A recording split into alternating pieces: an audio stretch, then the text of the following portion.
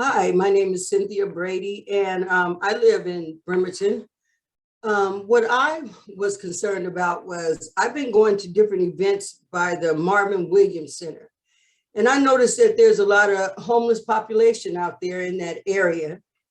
And I was wondering why the city won't put out garbage containers or even like little bathroom stalls or something out there for those people. Since they're not going anywhere, at least make it where it could be presentable in that area. With the name Martin Luther King Jr. name on that street. I just want to know why it has to be some place for everybody to come and wreak havoc or have that place looking like it's looking. The city need to be doing better with the money that they have, and they need to clean that street up and not just push those people out, but find some place for those people to go. I know it's not a one-size-fit-all problem, but we need to find something together as a city and a community to do better by that street and by that community center that sits there. There's kids that go there to that community center, and there's things going on there. And the word in the street is that the mayor moved them from certain places and then moved them over there on that street, which I don't know if that's true or not, but if it is, that's kind of foul play for people that attend that community center and have children that attend that community center. I'm really concerned about the health condition, and like the lady was saying earlier about rats and other situations that may be a plague to that area. Thank you for listening. Thank you. Hi, I'm Joe Walter, Navy Arts City. I came with a different plan to speak about something else tonight, and that's not happening. I want to amplify what Cynthia Brady shared. My intention was to bring some folks who are living on the street and wanted to come and speak to you about their needs, but like happens, their lives are complicated and there were things that got in the way of it for tonight, but I hope in 2 weeks' time they'll be here. And Next up for public recognition. Jane Rabolowski, I live here in town. I would like to also discuss the lack of toilet facilities for our unhoused people. Back in November or December, council approved $10,000 to get some portable toilets in. There's nothing there.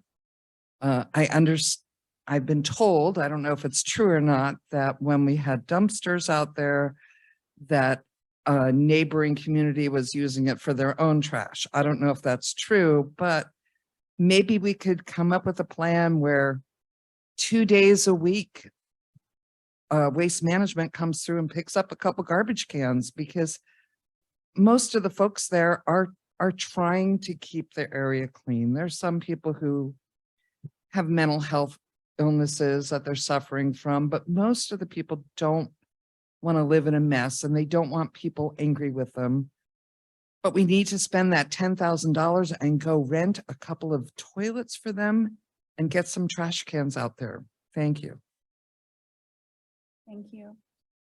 Director Nucky, I don't mean to put you on the spot, but my understanding is there is a weekly garbage pickup that does occur on MLK. Are you comfortable speaking on that briefly? Thank you very much. Yeah, our street crew goes out there every day, every weekday.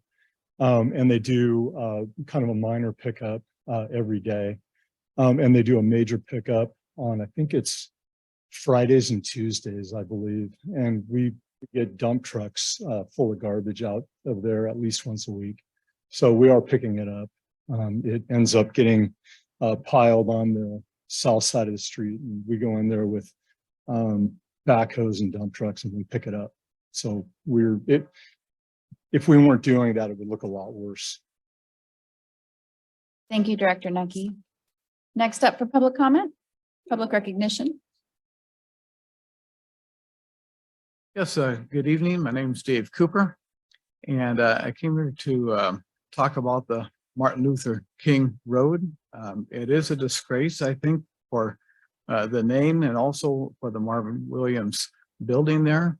If you have not walked that road or driven on that road, I would suggest you do that so you can get a glimpse really of what's going on. I know that there's a lot of issues with the whole, what do we do with people with some stuff, but the last meeting you guys rallied together for the eateries and the street eating areas. And I thought how wonderful it was to witness that in person. And I thought we need, quite frankly, we need a little bit more rallying together on some of these issues. And I'm just coming before you now to say that I hope that you guys would not allow what's going on down there in some fashion. It just breaks my heart to think about what's going on. So thank you for your time. Thank you, Mr. Cooper. Next up for public recognition.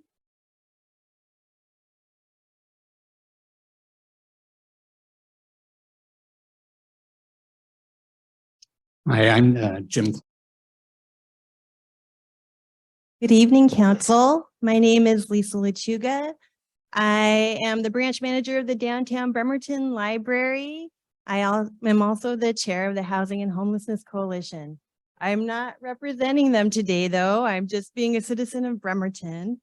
And the library, which needs an HVAC replacement, which I'm so grateful that you agreed to pass and that Mayor Willer had supported as well. It's going to be a great investment in our community. However, the closure is going to impact and exacerbate what I'm already observing in these roles. I was meeting with the Housing and Homelessness Coalition today, and I explained that the library provides computers and people actually search for services. They use printing and fax for services. They use Wi-Fi. They charge their phones at the library. They find information to navigate systems, including our transportation system. And when we get this HVAC, we will be a cooling center, but currently we are not. And we, most importantly, provide a restroom to people who need it. That's going to disappear. And when I talked to our partners and said, who can provide these things? There was near silence. And I invite you to watch the Conduit podcast because there was not a lot of options for people. And I think about many of our unsheltered citizens, and I'm concerned about them. And by observation, they may meet your idea of what that stereotype is, but many are elder with issues so complex, whether it's mental health, disability, incontinence, and they cannot find housing because their issues are so complex, and they still come to the library. And I would say, if I could simplify what is being spoken here, people need shelter, and that is complex, but more immediately, they need restrooms. And so I thank you, Council. I've never seen public comment like this, but I'm super excited about Bremerton. Jane, I don't know if you know me, but I watch you and I really like your comments. But just thank you all. Thank you for your participation, and hopefully we can figure a way to resolve this issue. Thank you, Council. Thank you, Mayor, for trying to make Bremerton as best as it can be. I know it's a lot. Thank you, Ms. Lechuga. I have a brief question. Mayor Wheeler, in your mayor's report, you mentioned that we're closing down on a certain date. Do we have a timeline that the library will be back open? Thank you for your grace and putting you on the spot today.